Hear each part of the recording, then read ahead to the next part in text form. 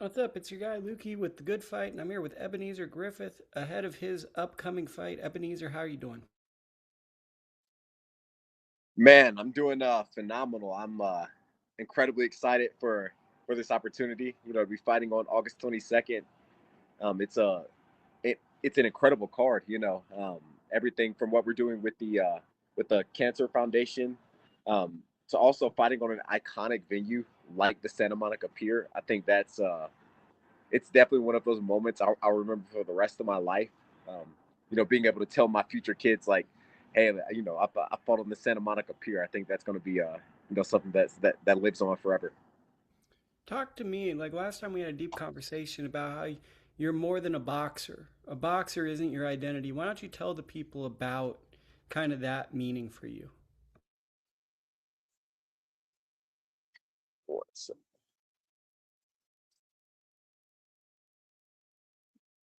so it's almost impossible to hear you without the headphones. Um, Man, I think me being more than just a boxer is something that I've always been incredibly passionate about. Um, like I said, man, I'm a big activist inside of my community. I work with the boys at my church. I've been doing that for about 3 years now. Teaching the youth. Um, we do a lot of volunteering with the Jonas Griffith Family Foundation. That's my brother's foundation. And we just had a back to school drive where we gave out over 1,000 backpacks. To kids and to kids in the community. Thanksgiving we gave out a bunch of turkeys. So just like being involved in the community, being someone that these kids can look up to. I feel like being a member of the African American community, I feel that um, oftentimes we don't have too many people that we can look up to that aren't athletes. You know, um, I feel like everyone that well, a lot of the people that we have to look up to are either musicians or they're athletes or they're this that and the other, and that's what they're known for. But for me, like I definitely want to be known more so for my impact outside of the sport, right? Because it's cool to be looked up to as an athlete, as someone who works hard, as someone who perfects their craft.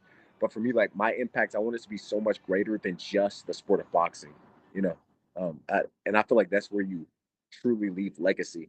My uncle Gerald Griffith, Dr. Duncanstein played in the NBA for almost 2 decades, won a national championship with the Louisville Cardinals. But he has the Gerald Griffith School, the West End School in Louisville, Kentucky, and that's something that I really admire is that he's so much more than just an athlete. Um, his impact outside of the sport is like it really is felt within the community of Louisville, and that's something that I want to embody. And you're a musician as well. Yes, I am. We'll talk about that.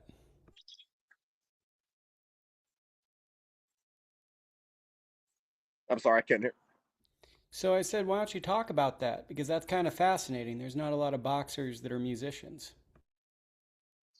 Yeah, absolutely. So, man, my mother, she's taught me piano since I was like 5, 6 years old, and so growing up, obviously, I grew up playing in the church. My dad's a pastor, um, and so I grew up playing in the church. Playing for the congregation. But from a like a really young age, I really developed some I'm able to play classical music. I'm able to read sheet music to play by ear.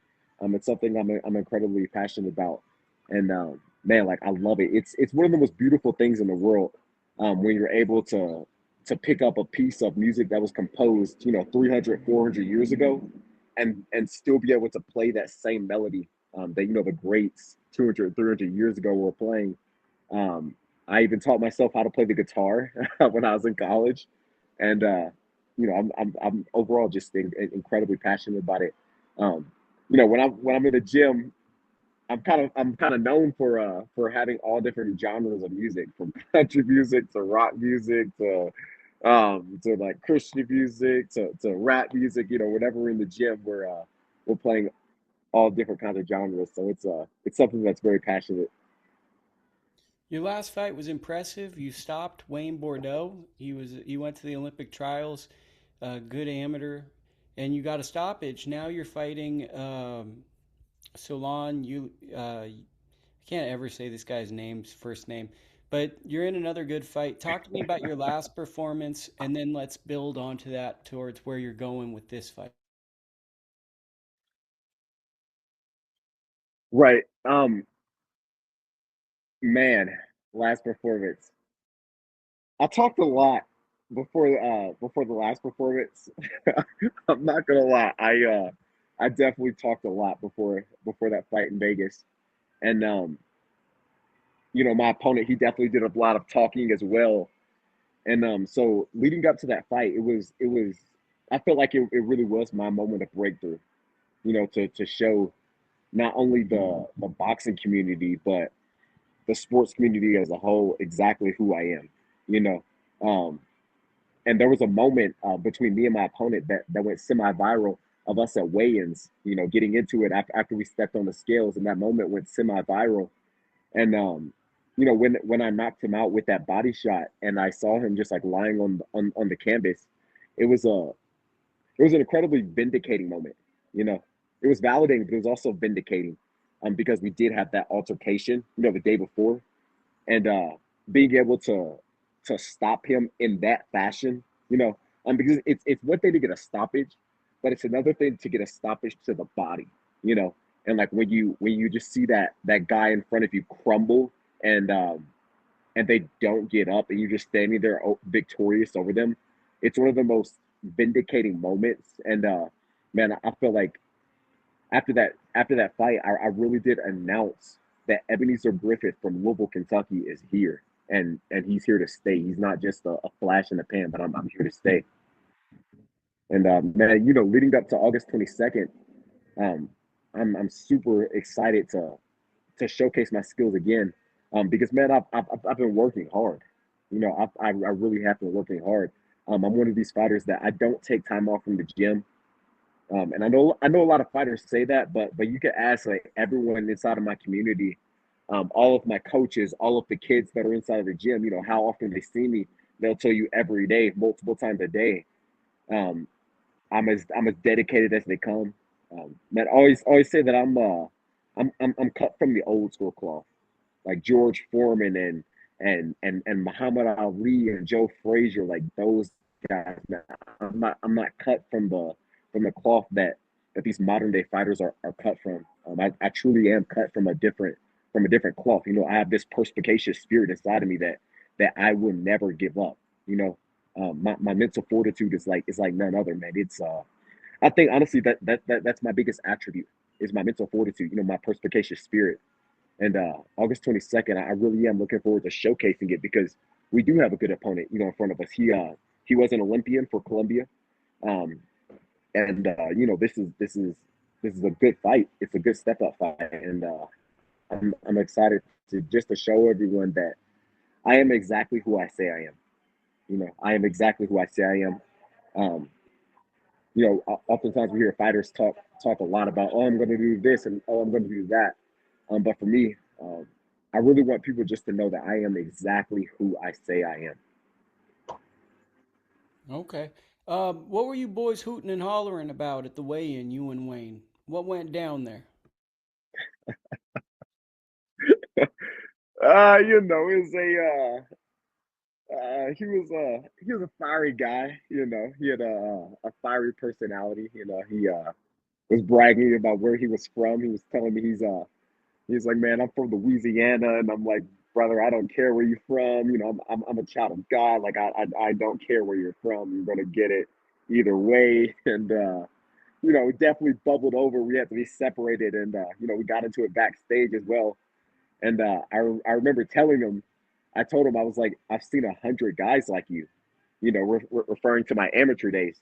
That I had seen, over 100 guys like him in all of the fights I've been in the amateurs and in the pros, and they all say the same thing that, oh, I'm a hype job, that I have an overinflated record, that I'm undefeated for nothing, all of the things that these guys say, and honestly, man, a lot of times I try to be dispassionate, and I try to not let it really get to me. But that was one fight where I could honestly say it was I enjoyed it very, very much. Seeing him like writhe in agony on the canvas. It was like I said before, it was vindicating. It felt good.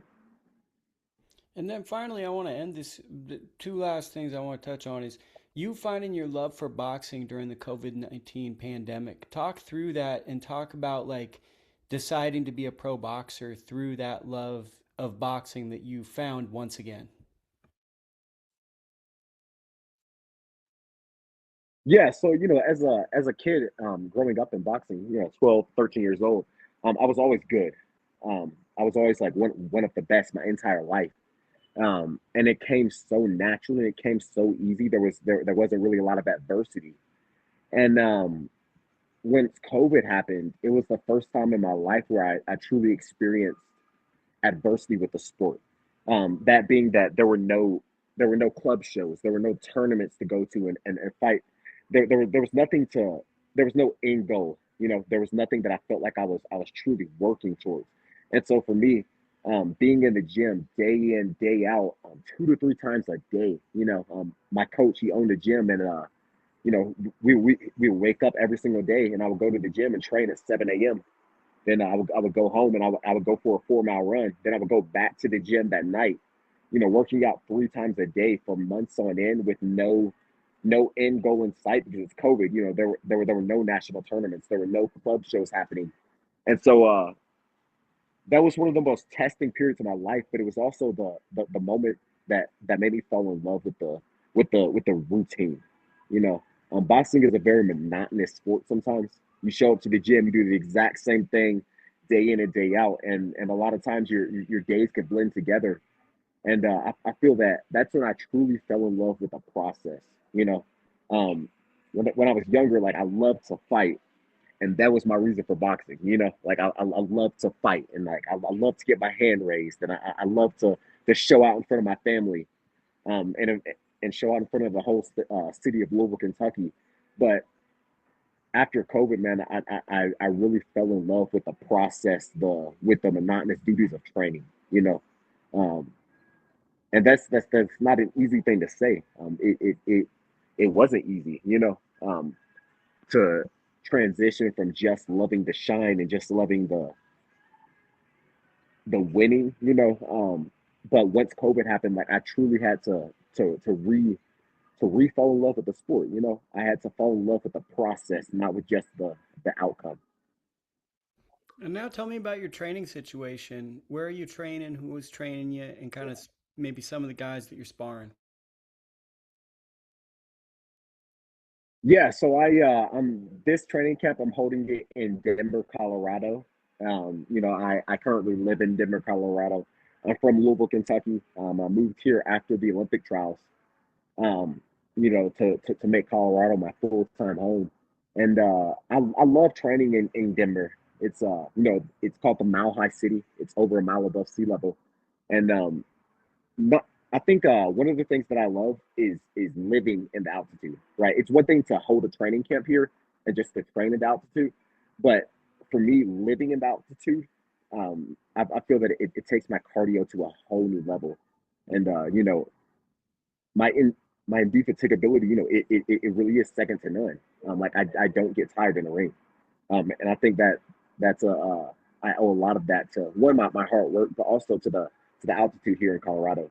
Not only am I training in it, but I'm sleeping in it, I'm showering in it, I'm walking around in it. And just being in this environment it's top tier for anyone that wants to be a professional athlete. And in terms of training, I train at A1 Boxing Academy. My head coach Rolando Lopez, and we actually recently brought in a secondary assistant coach. His name is Christopher Green, former heavyweight. He's trained several world champions. Um, and man, he's been a really good addition um, to our camp for this training camp. We've worked together in the past, but this is the first time that we've brought him on for a full training camp. And I'm definitely excited to show everyone a lot of the skills that we've been working on this camp, man. This is this is one that's going to be nice to remember. And honestly, I'll get a little specific with it. One thing we've been working on is sitting down on my shots. You know, I had a lot of amateur fights, and so for me, obviously, like I box a lot more. But this camp, we've been working on sitting down on my shots, and I really feel like my power has been coming through, not only in the sparring, but also like in the training, on the mitts, on the bags, in the shadow boxing, everything. I can feel like my grown man strength coming in. I'm 24 years old now. I'm not 18 years old anymore, and I really feel like my mature muscle is coming through, and it's been a phenomenal training camp. Can't wait to show it off. What are your thoughts on your division?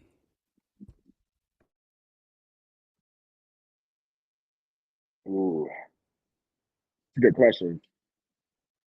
So currently I'm fighting at junior middleweight, which is 154 pounds.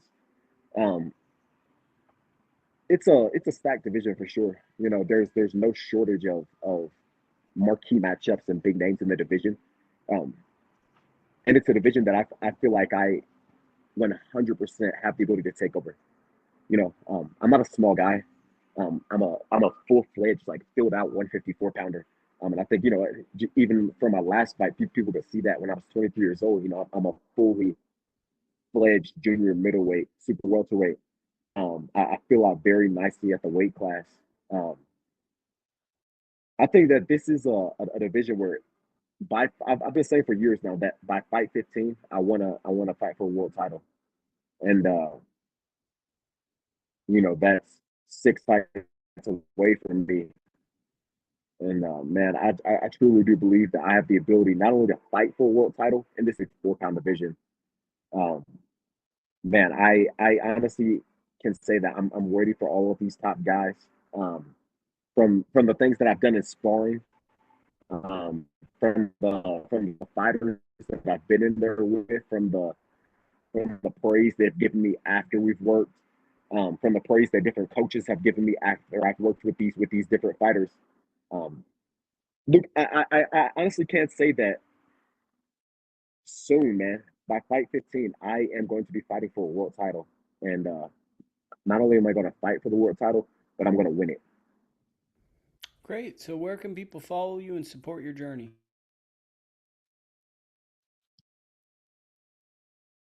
Yeah, man. My name is Ebenezer Stuntman Griffith. I'm 24 years old. You guys can follow me at Stuntman Official on all social media platforms. I'm going to be fighting August 22nd at the Butterfly Brawl on the Santa Monica Pier. Man, this is going to be an absolutely incredible show. You guys don't want to miss it. Like I've been saying for a while now, I am the savior of the fight game, the leader of the Renaissance, man. And I cannot wait to show you guys. I cannot wait to put on a fantastic performance, man. Super excited.